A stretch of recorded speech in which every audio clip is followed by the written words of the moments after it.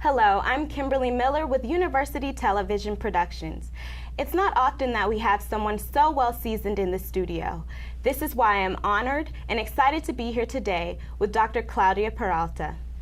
She is the chair of Boise State's Bilingual Department and an associate professor. She was an Osher Institute faculty grant recipient. As well, she was awarded with the Students Come First Technology Grant. Dr. Peralta presented research at 2012 International Association of Teachers of Young Learners, Teenagers, and Asian Literacy in Taipei, Taiwan. I can assure you there are many more accomplishments under Dr. Peralta's belt. Her most recent project is a hands-on documentary production course concerning Idaho refugees. Wow, Claudia, it seems as if you're such a busy woman. What all does your title entail? Thank you, Kimberly, for the introduction. I appreciate it. I'm a chair of the Bilingual Department, so therefore I am sort of supervised and the head of the department. So I work with faculty members. I also in charge of, well, I teach courses, and my passion is teaching. So negotiating between the administrative work and the teaching, it's sort of tricky a little bit, but I do teach in the undergraduate program, and I also teach in the graduate program. And furthermore, I have to, connect with the community members, make sure that we have good relationships with the schools in the Boise area, and make sure that all the students have a really positive experience and that they go out to the world prepared to be educators. So those are some of the things that I'm involved in doing as a chair of the department. Oh, that sounds great. I know a lot of people don't know exactly what the Bilingual Department is. Can you tell me a little bit about that? Sure. So the Bilingual Department is really working with students who want to become teachers, and teachers who are going to be bilingual, meaning that they will teach in a setting which is both the Spanish and English. Mm-hmm. So we have a lot of dual immersion schools here in Boise, Idaho. We have the first one was in Kuna, in Reed Elementary, which I was involved in helping developing, and now we have two different schools in Boise and one in Meridian. And then also students who want to work with English language learners, meaning that they're not necessarily bilingual in Spanish, but they do understand the needs of the students who are first language is not English, so they want to work with them. We have both an undergraduate program. We have a graduate program, a master's degree, both in bilingual and English as a new language. And then we also have a EDD program, a cognate in the EDD or doctoral program that focuses in bilingual and English as a new language. So we actually have 3 programs that we oversee. What are some of the benefits that the Bilingual Department has for Boise's community? Well, I think that there is the reality in all over the world, and specifically in the United States, and if we look at the local community, the influx of students from other countries. I mean, for a long time, this area was known because of the relationships or the immigrants that came from Mexico specifically and Latin America, so we really focus on that population, making sure that students who were coming from another country, the Spanish speakers, they had the educators who would work with them and would help them progress in the development of their own language while acquiring English. And now the reality is that Boise, as a refugee city, is bringing a lot of different community members that speak English as a second or third language, and they do need the support to learn about the system and to learn how to navigate English. So that's where educators to help them acquire English. Okay. Now, earlier I mentioned your most recent project, the documentary production course for refugees and immigrants. Right. Can you tell me more about that, maybe a synopsis of the course itself? Yes, I'm very excited about it. Last summer we did another documentary that focused on the Latino community in the Treasure Valley, and it was very successful. We had a lot of community support. We did the grand opening through the support of Boise State and the Mexican consulate. And this year we decided to sort of take the course focusing on a different community. And you're right, we are focusing on the refugee community. We invite, it's a very exciting course, first because it's an interdisciplinary course, so that we bring students from both the communication department and the bilingual department. Okay. So differently, they bring two different strengths. One is the bilingual department. Students know what it means to work with English language learners. They know the history of the refugee community. They know some of the students that are part of the school system and programs. And then the communication students bring the strength of knowing how to work with media, knowing how to use the camera, how to use the history of documentary making, if you will. And I think it's an amazing opportunity because it's often not given to undergraduate and graduate students the opportunity to take a class that brings two different communities together, and then allowing them to go out in the community and really do get the hands-on experience of making a documentary. So that sounds amazing, like an amazing opportunity for the students. And also, award-winning Italian director Fabio Karamanski will be involved in the class. Right. I met Fabio Karamanski at a documentary at a conference in Rome, Italy, a couple years ago, and he presented the documentary that he made. It's One Way Tuareg Story, and he talked. And the documentary was really a child, Sidi, who was 12 years old, who had immigrated from Niger to Italy in Rome. And he really sort of became the documentarist because he took the camera in his hands and he went out and interviewed his family, interviewed members of the Tuareg community, interviewed Italians about what does it mean, what did they think about immigrants. And it was an amazing documentary. And Fabio Karamanski has been making documentaries for many years. He's an educator in Rome, Italy. So he has worked at the local schools doing the only sort of hands-on experience for students to make documentary. So I invited him back in November of 2012 to present that documentary, and we were. I was very excited to have him here, and the community responded very well. And Dr. Peter Luzzi, who was a faculty member at Boise State University, and I and Fabio went out to lunch, and they started brainstorming, and they said, okay, we need to create a documentary class for the students. And that's how the communication and bilingual department came together. And so we are repeating the story this summer, 2013, to create a documentary that really focuses on the refugee community. For Boise. For Boise, in the community of Boise.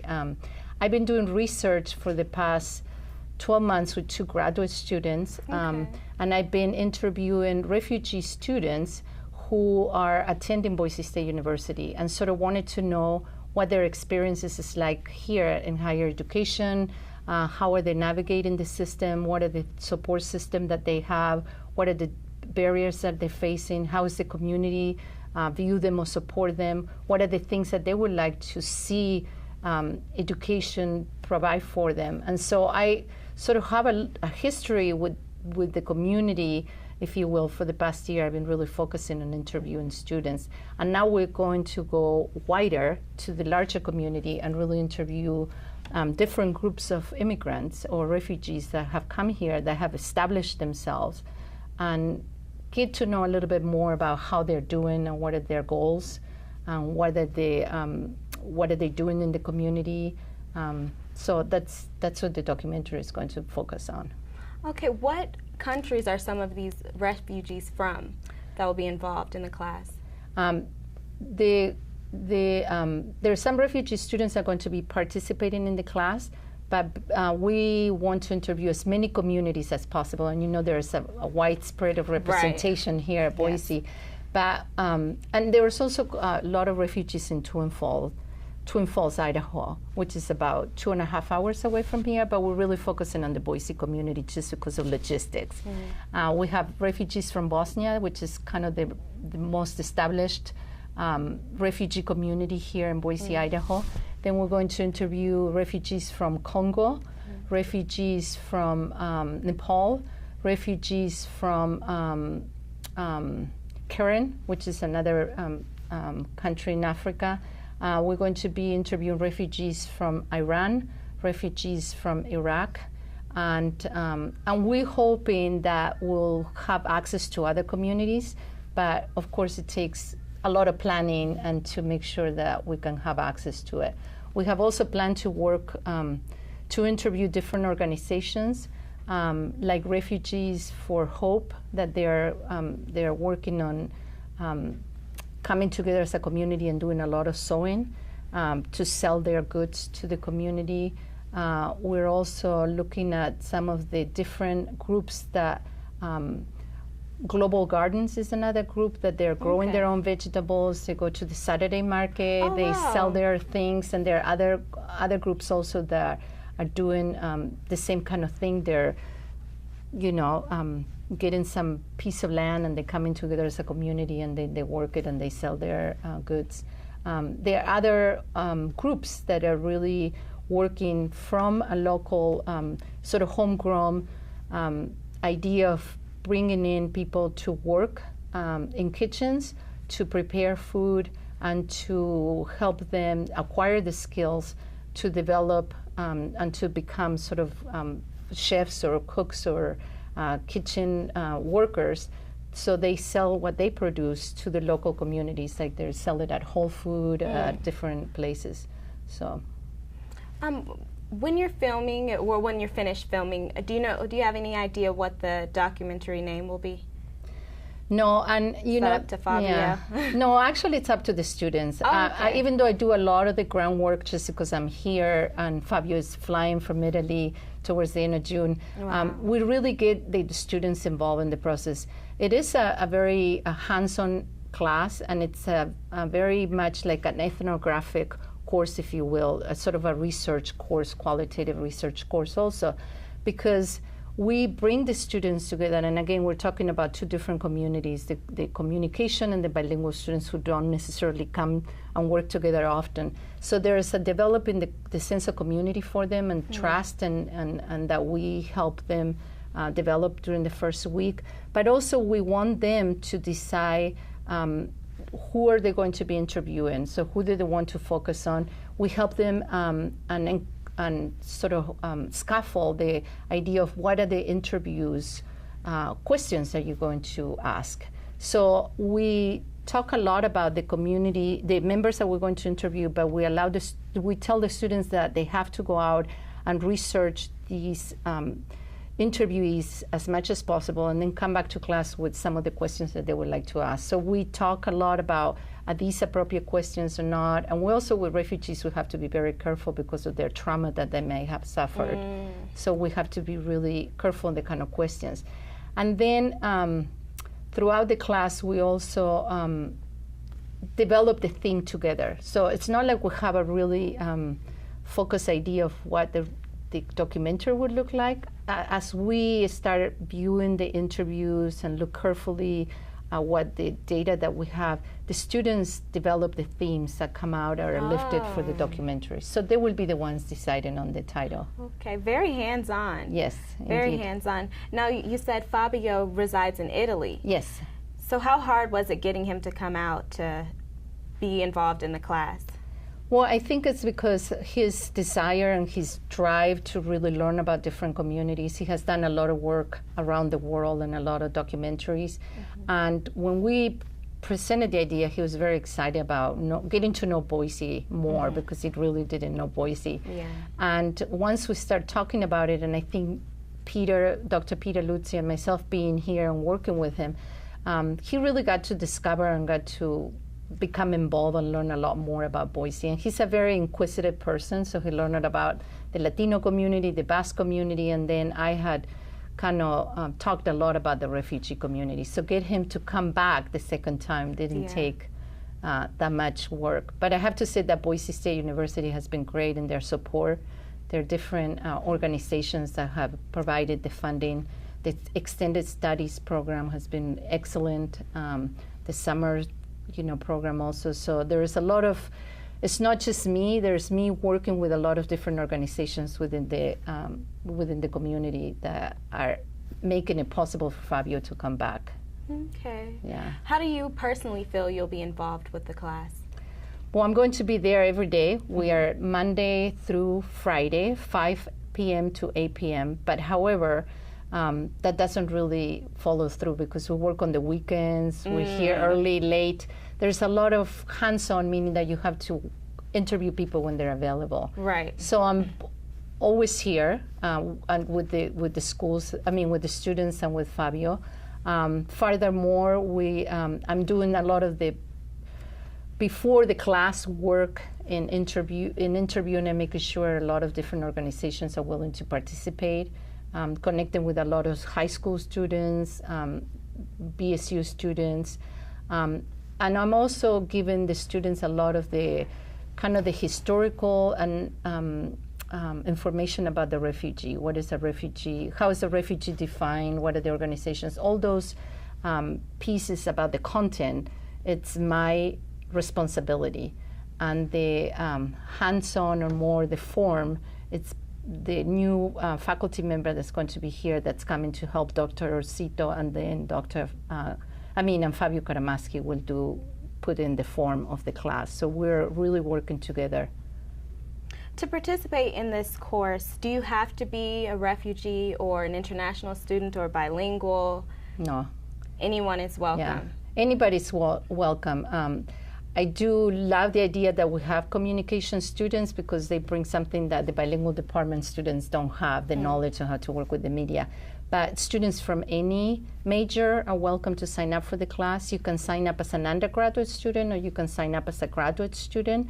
And no, there's only maybe 3 students who are refugees themselves are participating in the class. Okay. The rest of the students are not. So the more diverse it is, I think the better it is and the stronger the sense of community that it's built because of the collaboration among the students. Okay. It will be in the business building? Yes, it's in the business building in the room 138. And again, there's plenty of time to sign up for it. It starts July 1st through July 19th. Do you believe that there'll be another class like this similar offered later than July or next year or anytime? I know you're busy. Yeah. I would love to say that we will have another film documentary class next summer because that is the only time that Fabio Karamanski can be here because he teaches in Rome during the school year. So they go much longer than we do. So he ends in June and then he flies here. But it is a lot of work logistically to get everything together.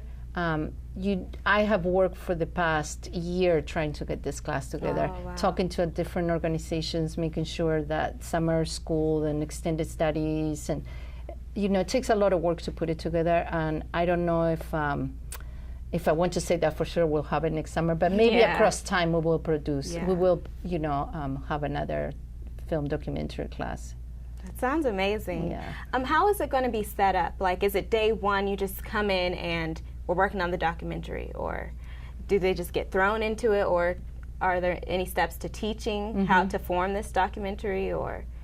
Yeah, we send the students sort of like a structured syllabus of what's going to happen. The week 1, we really are focusing on them learning about what a documentary is and learning about so we give them documentaries to watch, and we also give them a lot of readings on refugees that they previously have done some reading on, but then we come back as a class and talk about documentaries and what do they look like. And Fabio spends a lot of time talking about the different kinds of documentaries that are, that you can create, and then how do you look at the sequence of putting a documentary together. Then we talk about what does it mean to have a good central character or have many characters and different things. And we spend a lot of time also talking about the history of refugees. So what does the word refugee means? What does the word community means? Who are the refugees in Boise?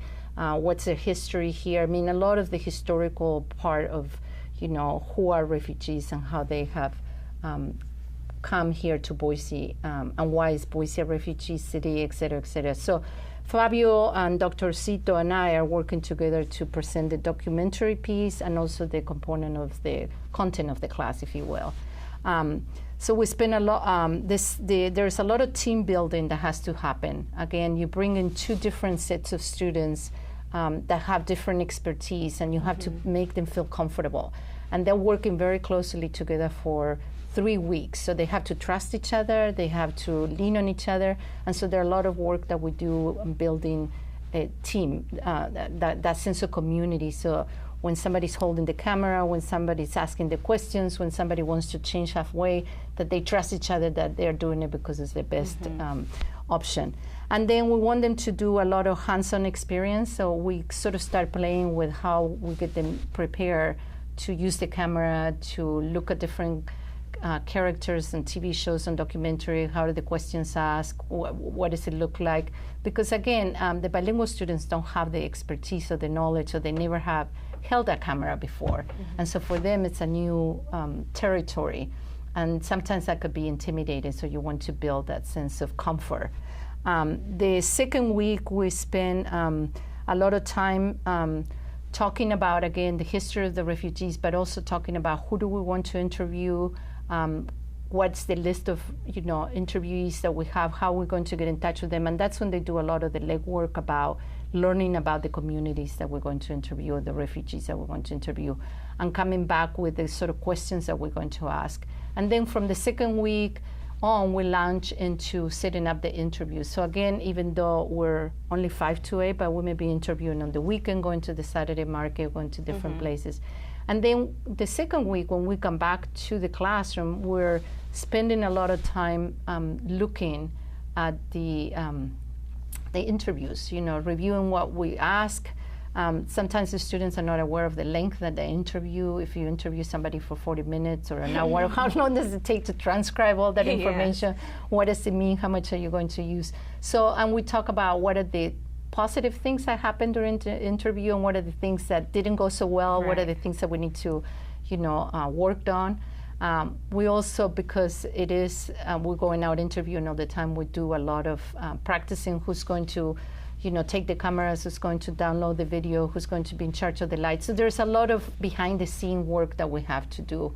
And the third week continues on, because even though we interview for maybe a week, once we start reviewing the data, if you will, or the interviews, we wonder if we need to interview other people, if there are certain questions we didn't ask. And so we keep adding interviewing while we start looking at really the content that we have. And last year, we did some editing on the third week, which is sort of crazy if you think you only have 3 weeks, and we did filming, transcribing, and then some editing. And that was a really taxing work, because it meant that we had to do the transcription of the interviews, and we had to come do the editing, and then we had to do a lot of subtitles, because a lot of the people that you interview are not English speakers. So it takes a lot of work, and we did a lot of editing during that week. So we were able last year to really accomplish a sort of rough draft of the documentary that was 45 minutes long. So we're hoping that we'll be able to do the same this year, that we will have a rough draft. And we showed it to the interviewees. So we invited the members that we had interviewed and other academicians to come over and look at the rough draft to get feedback, just like you do with a paper. After you write a paper and you interview people, you send it out to get their opinion, to see if what you're saying is what they really said. Right. So we did the same thing with the documentary. For this new course, this new project, will the public have access to the documentary? Yes.